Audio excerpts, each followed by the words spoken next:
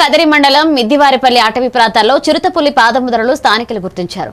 అటవీ శాఖ అధికారులకు సమాచారం అందించగా పరిశీలించిన అధికారులు చిరుత పులి పిల్లలతో కలిసి ఈ ప్రాంతంలో సంచరిస్తున్నట్లుగా నిర్ధారించారు. అటవీ సమీప పొలాల్లో పశువులను మేతకు తీసుకువెళ్లేటప్పుడు జాగ్రత్తగా ఉండాలని ప్రజలకు సూచించారు.